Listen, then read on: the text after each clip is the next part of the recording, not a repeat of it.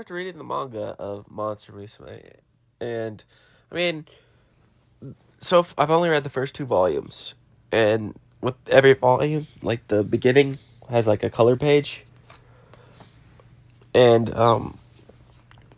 it seems a lot like the anime. Well, it's obviously the anime is based off the manga, but like it's a little more graphic, but not it's a little more etchy, I should say. It goes a little deeper, but it's not like a full on, hinty. It so the first volume, I don't remember how many episodes it covers, but you meet the horse chick, centaur girl. That's the last thing that happens in that one. And the second volume, you meet the slime chick and then the mermaid. But like, you could just, I don't know. I feel like the anime is better for this show because like the manga is really good. I mean, it's pretty good. I'd give it a 7 out of 10.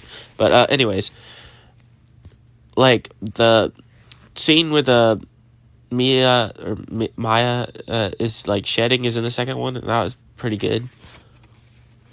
She's shedding her skin, and then the first one, in the first volume, the first scene is about where she's like basically trying to have sex with him, and then he grabs her tail and she releases him, and then he takes her out and punches the guy.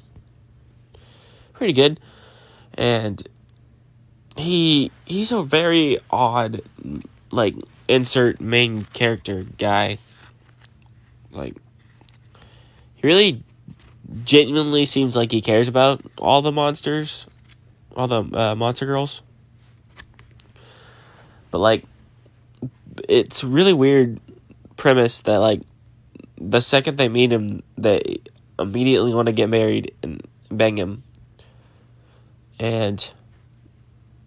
But I feel like the snake chick makes sense because it's the only human to ever be nice to him or her. But like, he like meets the bird, and then they realize the bird's the same age as the snake. And even though she's the lolly character, but her thing is not boobs, it's butt. So they show her in weird positions, which is weird because she looks like she's like 12. So it's odd. She's definitely my least favorite character. Her and the slime. And the snake chicks. Snake and the centaur. The centaur, she's I think it is a solid read. It's produced by Seven Seas, so it's pretty quality. I've never owned a Seven Seas book before, but the art's good. The facial expressions are good. The characters are all drawn really good. The like spy chick is cool. I'm bad with names. Sorry, but the first arc of the second book is about the moon. I guess you'd say arc. I don't know. And they all want to bang him. It's pretty interesting.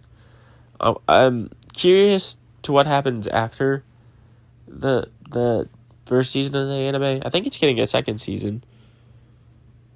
But I feel like it's going to struggle because it's going to add... Because I know they add a spider girl. I think that's as far as the anime gets, I think. But I think that will drastically... the more characters they add, I feel like the less it can focus on. I think that's as far as the anime gets, I think. But I think that will drastically... the more characters they add, I feel like the less it can focus on the important ones. And then that's my biggest gripe with harems usually, is they get too big and then you can't focus on all the girls and develop all the girls. And the main character is always boring as hell.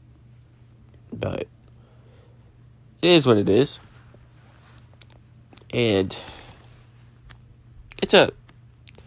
Also, the second one that they get told that he can marry. I think it's the end of the first one that he gets told that he can... he's supposed to marry one of the girls. And then they freak out. That's why their animal instincts come out. Oh. But, you know. And, it's interesting. There's, like, a lot of... It's very, very, very much a lot of fan service. And, you know, most of the girls are alright. I just don't like the slime and even the mermaid girl. What I remember from the anime is she was pretty alright. How she, like, was messing with them. They all thought that he wanted her, and it made the snake girl